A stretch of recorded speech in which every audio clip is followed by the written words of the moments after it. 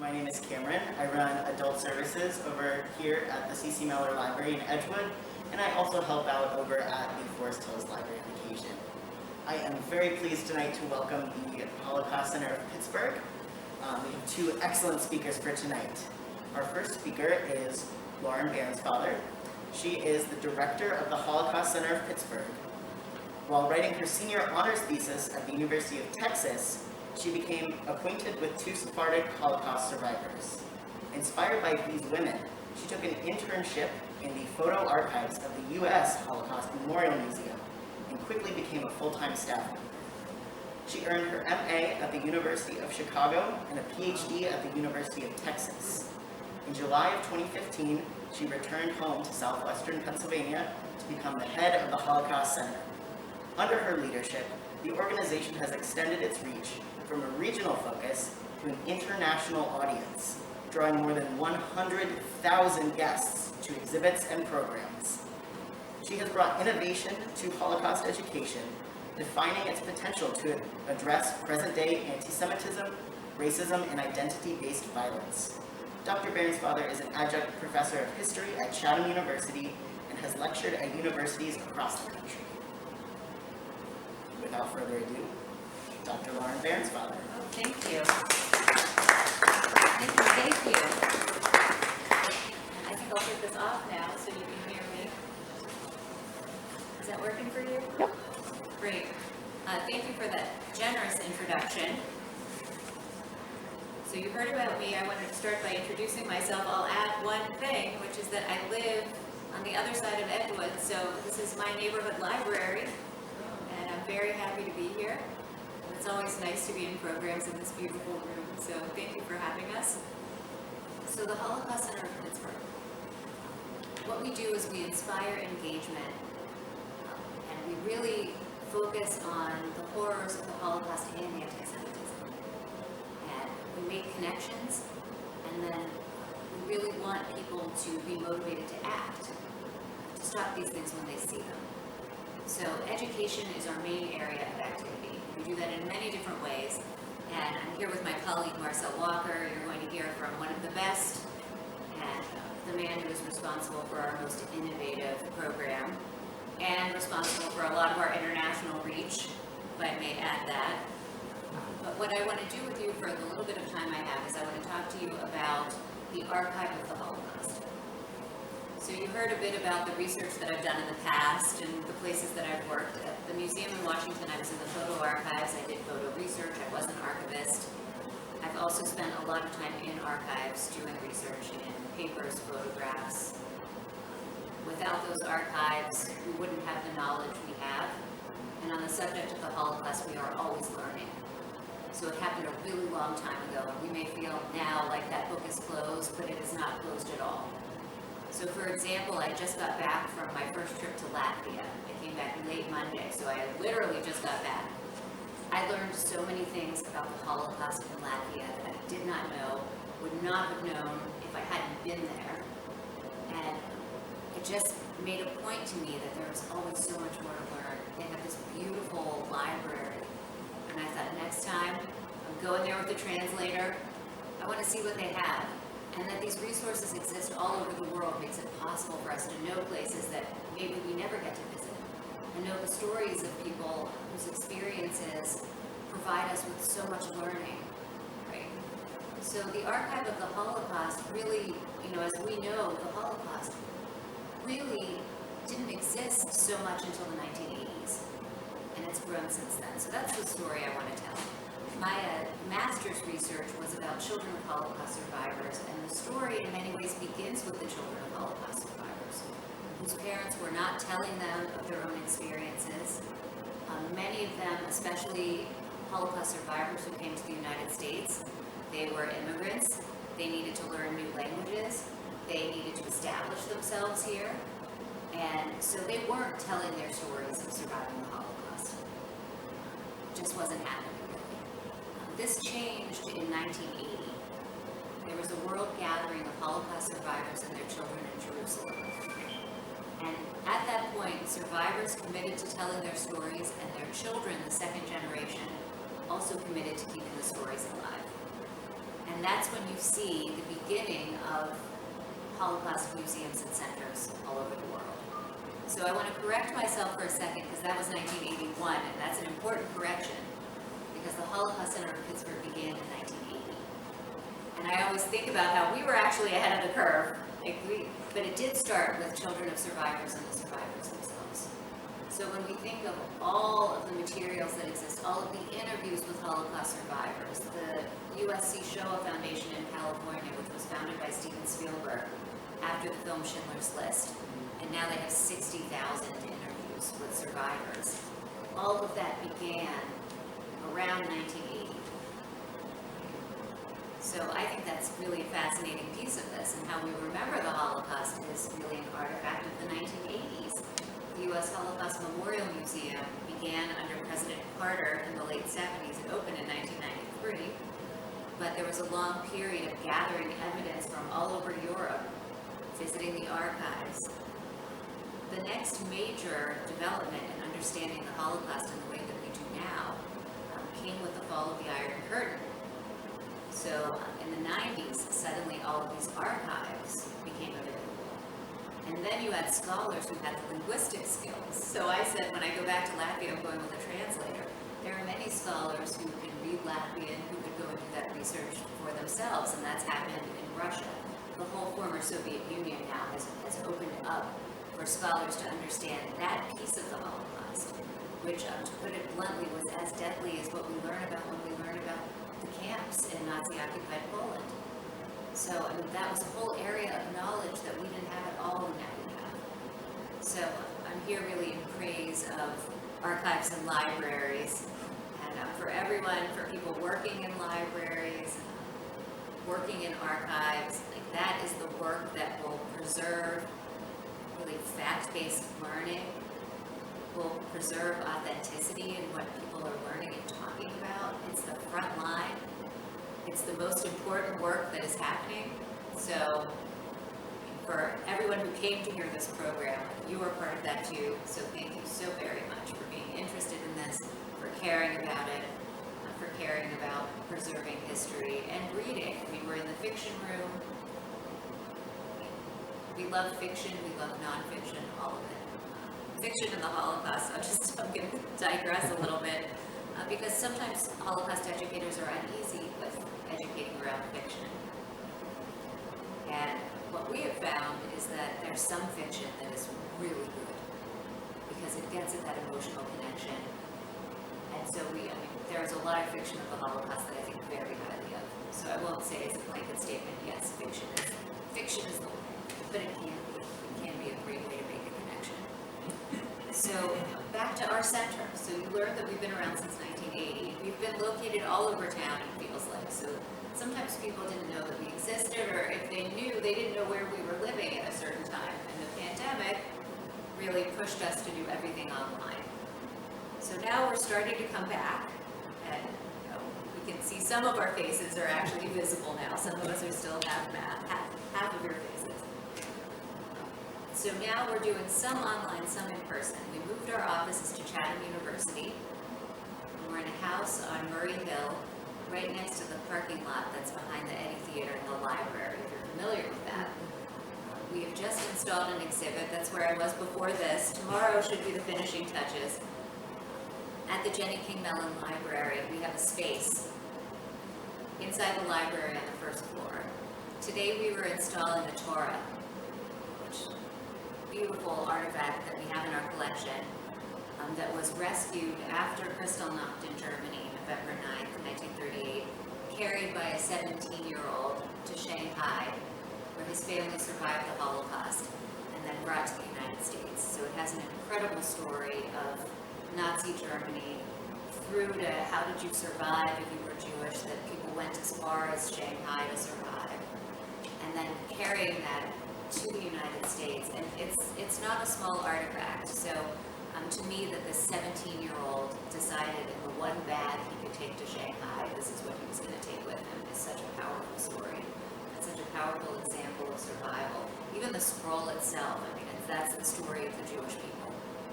So we're really excited to see that in a case. I had a preview today. It'll be installed for real tomorrow.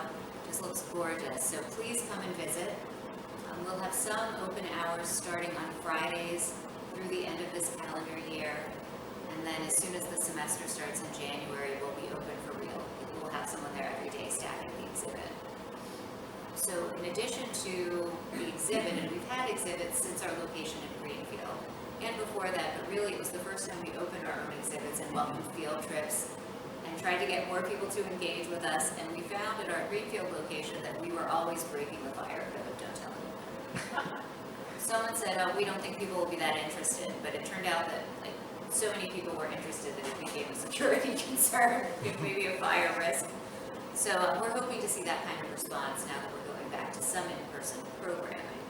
So we wanted to do more hybrid, but we found it to be pretty complicated to do it well. So, a live program with online access to it. After 2.5 years of very successful Zoom programming, that was really disappointing. Because if people want to engage with us, we want them to be able to do it. So we're working that out, but some programs will be in-person recorded so people can watch the recording later. Some will be entirely virtual, including a program that we're doing tomorrow, which is online. I don't know, did any of you watch the Ken Burns documentary, the new U.S. and the Holocaust documentary? So they did a really good job of rolling out preview events all over the United States, and we were part of one at Baldwin High School, which was cool, but we saw 30 minutes of clips from the documentary. And then we responded to that, and I said, we have to do this after it airs, because we don't really know what happens in this. How are they telling the story? What decisions did they make? What did they focus on? What did they not focus on? So now that we've seen it, we're doing an online program tomorrow, reconvening with experts, and we have the main historian for the documentary, a woman named Dr. Rebecca Erbelding, is going to be on the program with us. So if you've watched it, if you have any thoughts about it, please tune in. There will be, I'm sure, a lively and active Q&A portion of the program.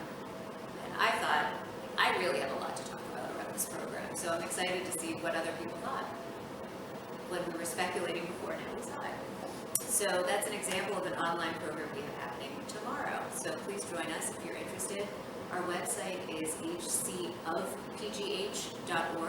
and you'll be able to find all of our events there on the front page. Another way to get involved with us is we're going to develop a docent program with our exhibit. So if that's of interest, visit our website, sign up to get our newsletter, keep in touch with us. I think that's going to be very exciting. And that will involve really learning about the objects that are in the exhibit so that you can take people through and explain to them what the items are. So really looking forward to seeing how that turns out. Those are the best ways to be involved with us now. We also have an active generation speakers program. So at one point, we were taking Holocaust survivors to schools all over the region. And now, unfortunately, we really can't do that. We just don't have very many survivors left. And of those we do have, many of them really don't like to tell their story. And now, we're much more trauma-informed, just as a society now, right? We were not before. We really weren't. And I don't know, I'm sure that there were some people thinking about the toll that would take on a person to retell their story again and again. Now we're really thinking about that, and especially as the survivors are older, that they relive that every time they retell that. So we have generation speakers who are the children and grandchildren of survivors, and they are really excellent. And if you're interested in that, if you go to our YouTube channel, there are many recordings. And what we've done in Pittsburgh that's different from what was happening in other cities is that when we started our Generation Speakers program, we asked the speakers to tell the survivor stories and their own story. So in other cities, they set up these programs so that the generation speaker would give a first-person narrative as the survivor. But we know that the power of a Holocaust survivor is the authenticity and that incredible personal connection. And so we knew that if generation speakers are telling the story of the survivor, their own story has to be a part of it, because that's the connection, that's the authenticity. So we've had 2 live programs so far this fall, and I'm so impressed by these people and their ability to tell the story. They have relied on archives. So if there's a personal archive, if they were lucky enough to have photographs and documents, they've incorporated that. If not, they've used libraries and archives to find photographs and more materials that they can share. So, I mean, these really have a depth to them because of that incredible research that was possible. So, that's just an overview of what we do, but please, check us out online and, get to know us. The only thing that I haven't talked about, and Marcel will talk CHUTZ-POW. The Light Education Initiative is a program that's in 15 schools, including Woodland Hills. So that would be interesting to people who live in Edgewood because that's where our taxes are going, right? So Woodland Hills is actually the first school in the network to have a resolution that passed by the school board that is putting funds that are available to any school through the state to fund the Light Initiative in their school. So Woodland Hills is the pioneer in doing that, which I think anyone who's an Edgewood person like I am should feel very proud of that. I love that. I'm so glad that now I felt like that's where my taxes go. It made me feel really good. So let's embrace that. But the Light Initiative was started by a teacher who was inspired by a Holocaust survivor. And it's a program in schools that starts with Holocaust education but grows into so much more. So students may then study genocide and human rights, but more to the mission of the Holocaust Center, which is to make these connections between the Holocaust and injustices that are happening now. The students are taking what they know and then deciding what's important to them. Where they want to speak up and take action. So it means that every month, they're observing Hispanic Heritage Month. It was Indigenous Persons Day.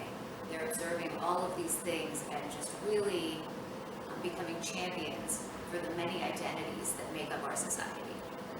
And it's a beautiful thing. We want to expand it, but right now we don't have the capacity, so we have a waiting list.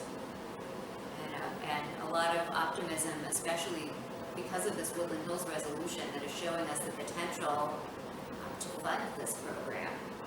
Funding is always the issue. So the more funding that can come through sources from the state, the more we can do. So I think I've talked for a while. Once I get started, I have a lot to say, especially about archives and libraries.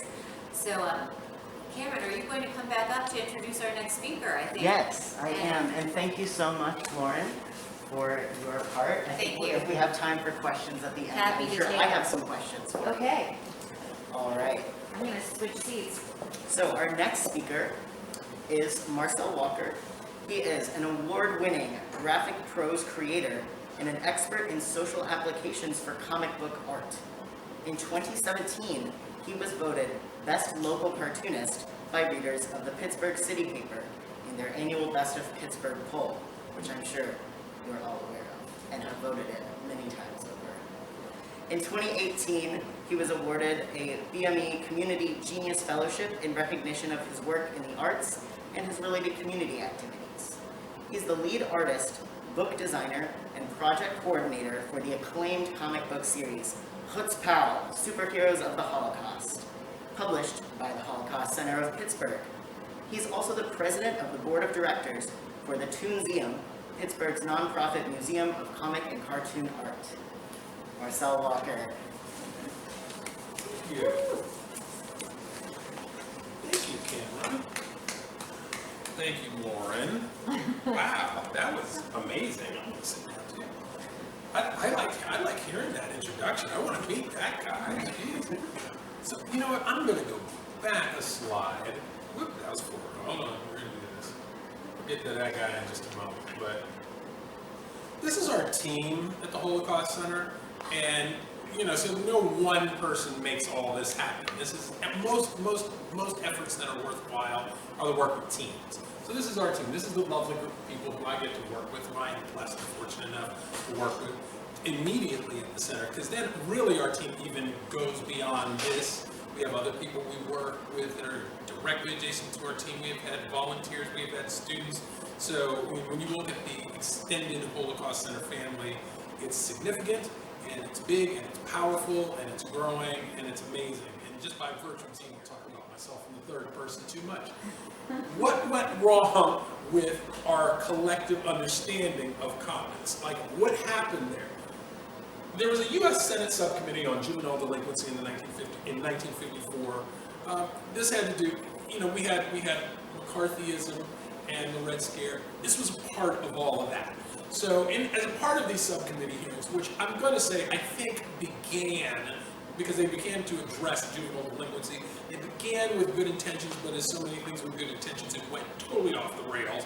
So, comic books got cited by an author named Frederick Wordham, a doctor named Frederick Wordham. He published a book called Seduction of the Innocent. He saw comics as the great evil. That's just the easiest way to put it. And he made a really big stink about it. Numerous articles were published about this. His book was published. It got a lot of press at the time. There was all sorts of absurd things that he cited in his book as being detrimental to our youth. And he was very fixated on the detrimental effects of superheroes, but it didn't stop there. It went throughout. So these committee hearings were held. The end result, there was no formal punishment, but the industry, in reaction to this, because a number of their figures and publishers, they testified at these hearings, the industry chose to censor itself. So the end result was the Comics Code Authority. So that seal was enacted in October of 1954. So you started seeing that printed on the covers of pretty much every newsstand comic there was. Sales dropped very, very quickly because a lot of the material became almost instantly much more infantile. The publishers were afraid. They didn't want their works being, confiscated or shut down, things like that. A number of publishers went out of business. Also, after the war, a lot of superhero comics just kind of naturally fell out of vogue, so you saw less and less superheroes as well. So the industry began to shrink. But that Comic Code Authority, that did all that, the hearings, the code, did a lot of damage to comics' reputation and their appeal.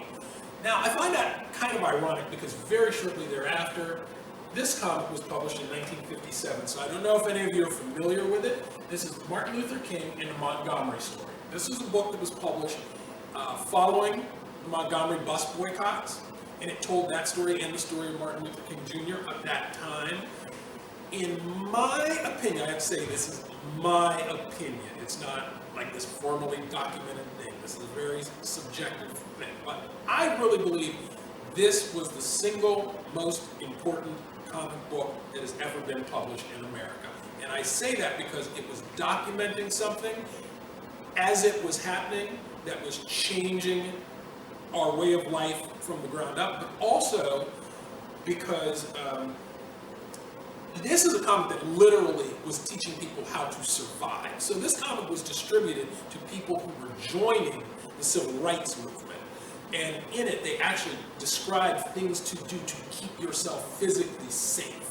And this comic, so it could be said to literally have saved lives. And over the years, it's been published. It was distributed for free, and it's been redistributed and republished. It's been published in other languages. It's been used for other causes in other countries. So it hasn't just saved lives here in the States. It's saved lives internationally. I hold this comic in extremely high regard. One of the people who got a copy of this comic early on was at that time, future Congressman John Lewis. John Lewis got his copy of the Montgomery Story directly, and I mean hand to hand, from Martin Luther King Jr. himself. And he has said, so these images you see right here actually come from John Lewis's graphic memoir, March. It's a 3-volume memoir that tells his story, his history, his involvement in the civil rights movement. And it shows, it goes through the process and everything, and they actually talk about the Montgomery Story in there. He said, a comic book changed my life. Now, if John Lewis can say that, and we got John Lewis because, if the history that developed because of John Lewis began because of a comic book, that's powerful. How do we know that that's what John Lewis meant? A comic book changed his life. We know I can say that because he told me so. I met him through a Toonseum event.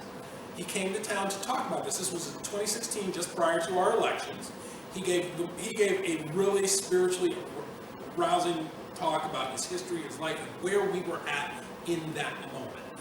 And the relevancy of both the Montgomery Story and his story, the power of comics was made tangible in that room that day. So I hope if I express even one iota of that to you here today, then I hope that I'm continuing some of the work that he had set forth for us. Because I gotta tell you, you spend 10 minutes in a room with him, and I was in a room with him for about an hour.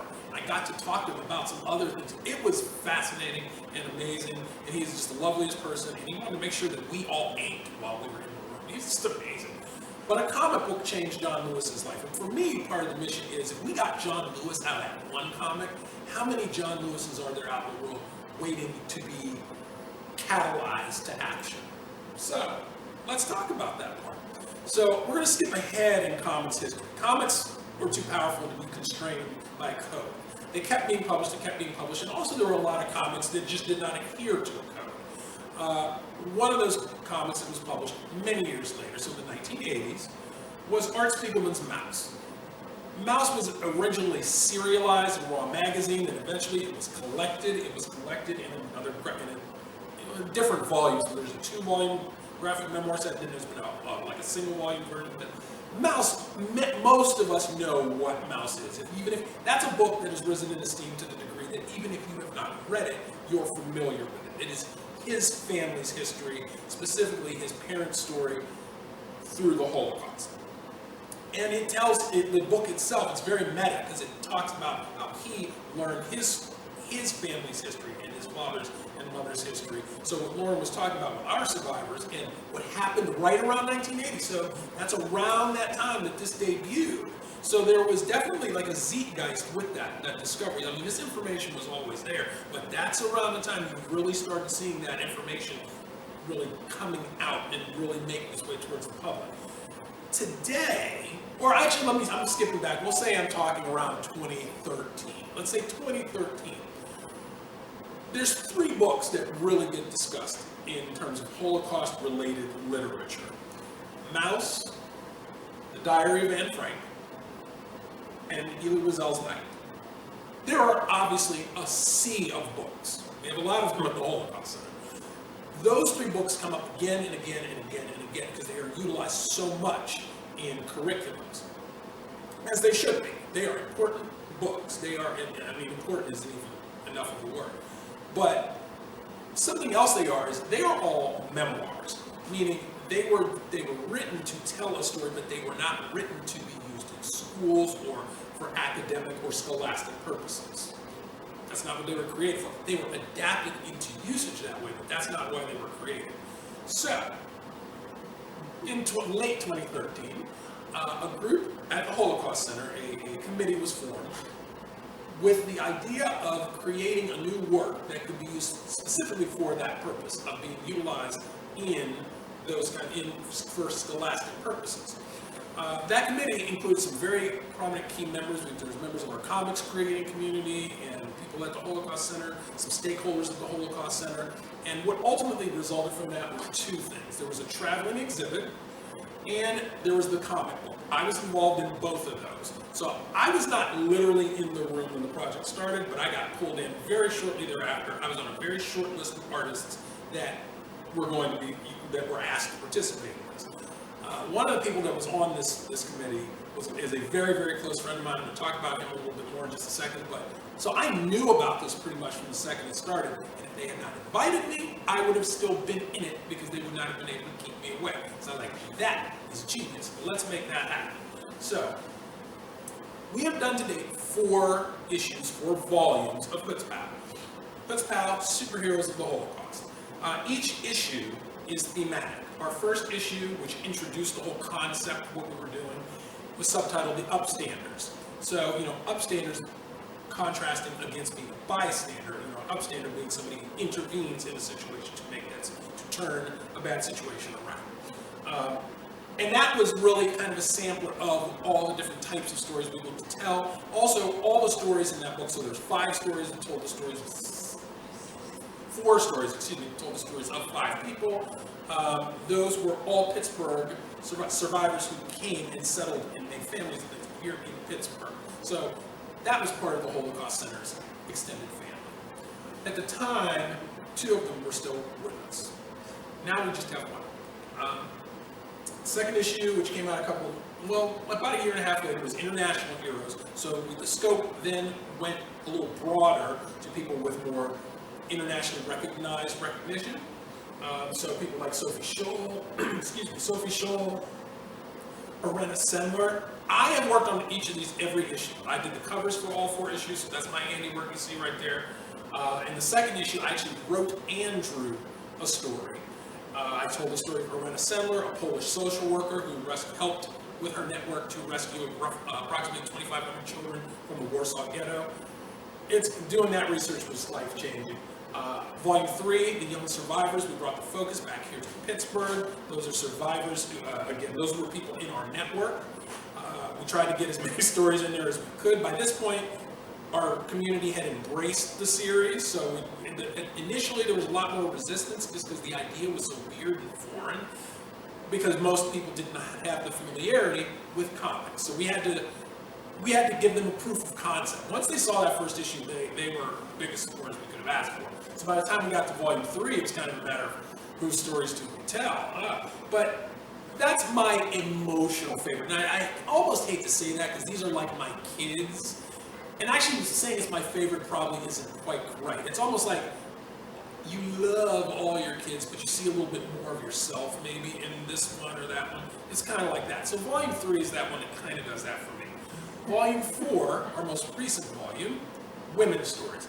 I am inordinately proud of Women's Stories because that volume essentially finished up during the earliest parts of the pandemic.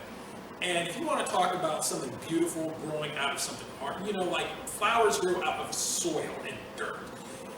Women's Stories had so much kind of working against it, but every one of these issues got bigger and longer and took more time to produce. You would think we got better so they would come out fast. No, it actually works the opposite, because now it's like, oh, we can do this, we should do this, let's try this, let's bring in these people. Our teams got bigger, our creative teams got bigger, so it just takes more and more time. But I think they're also just better and better achievements. I'm still proud of Volume 1, but you look at Volume 1, you look at Volume 4, you think, oh my gosh, they know what they're doing now. Our team, our creative team. I'm also blessed to call most of these people friends. The gentleman on the far right, that is Wayne Wise. He was on that original steering committee for CHUTZ-POW. He's the lead project writer. He has written most, not all, but most of the CHUTZ-POW stories to date. He's the one that was in the room, and he's the reason why I knew about the project. We owe Wayne a tremendous debt for his contributions to CHUTZ-POW, and he's still involved with CHUTZ-POW, thank goodness. He's also a comics scholar. He's taught comics history, and he was helpful in getting a lot of these other people involved here. These are, like I said, these are also friends of mine, but they're inordinately talented comics writers and artists. Mark Zingarelli, who's also worked on every issue of CHUTZ-POW, a fantastic talent. Yona Harvey, she was only the second black female writer in Marvel Comics history, and that was just about 4 or 5 years ago. She worked on Black Panther. So we have, no doubt, professional level talent that works on CHUTZ-POW. And that is why this book works, because I got to give that steering committee credit from right off the ground. They chose people, they found and chose to work with people who understand how to make really good comics. High praise for anybody who makes comics that address the Holocaust, but we really made a great one. And I don't just say that because I'm in this seat. We made a great one. These are some samples of artwork from our various volumes. These are all from Volume 4. So these are 4 different artists, left to right. That's Vince Dorsey, Rachel Masalamini, Mark Zingarelli, and Ann Yulin. They all brought their A game.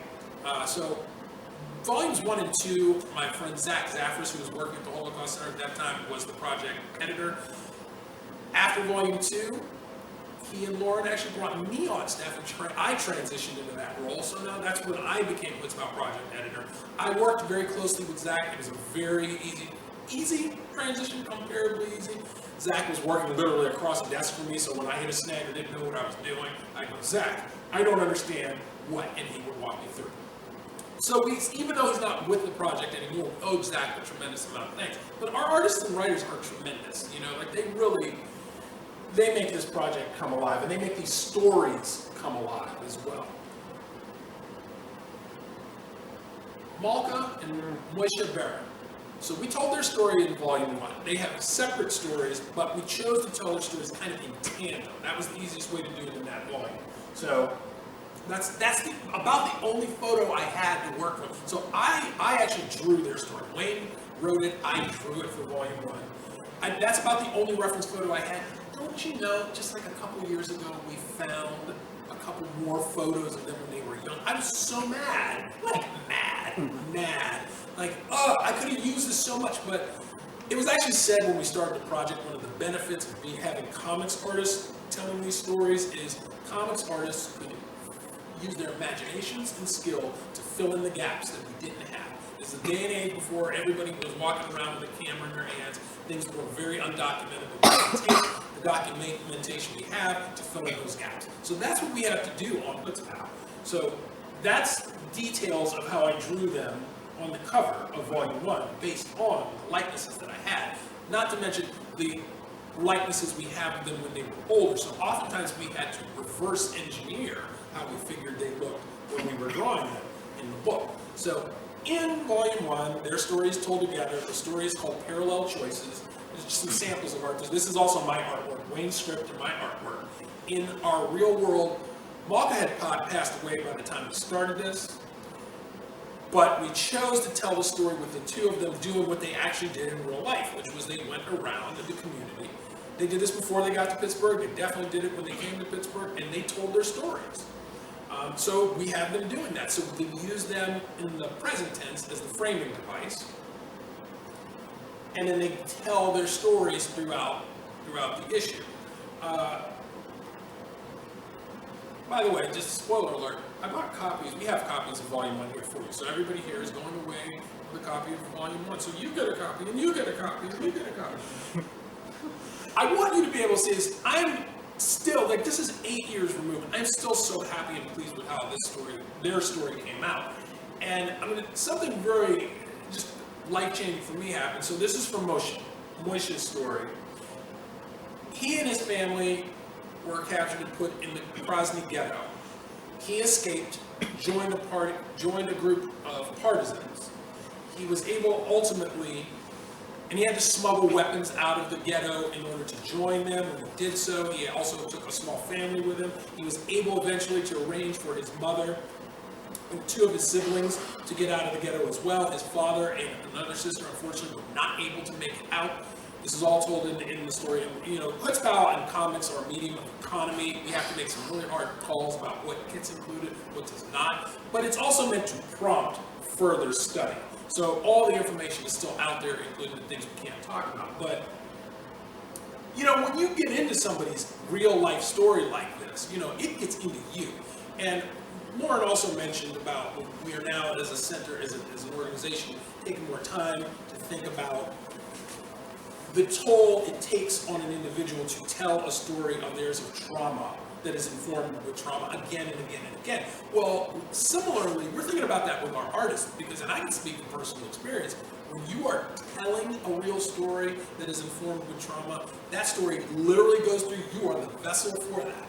And, you know, we have to look at our artists, not just CHUTZ-POW, but I think abroad culturally, and look at what we ask of those artists when they do that. I think we need to be much more mindful of that and reward that. But I can tell you, having done this was a very rewarding process for me. I'm bringing it home. So this photo right here of Wayne and myself and Moishe, and then that's a drawing I did of him separately and a photo of him there. This was taken at the release party for volume 1. It was held in front of the Museum, which at that time had a physical location downtown Pittsburgh on Liberty Avenue. There's a big reproduction of the cover of Superman volume 1 in the back. The first 2 times I met him, I had already illustrated his story. I knew his story. I knew it. But then he walked in the room, and the only way I can explain what that felt like is it could not have felt any differently to me than if Superman himself walked in a room. It felt like that. Like, oh, you're real and tangible, and that was your real life experience that I was entrusted with. Like, that's when it hits you like a ton of bricks, and you understand, oh, this was for real.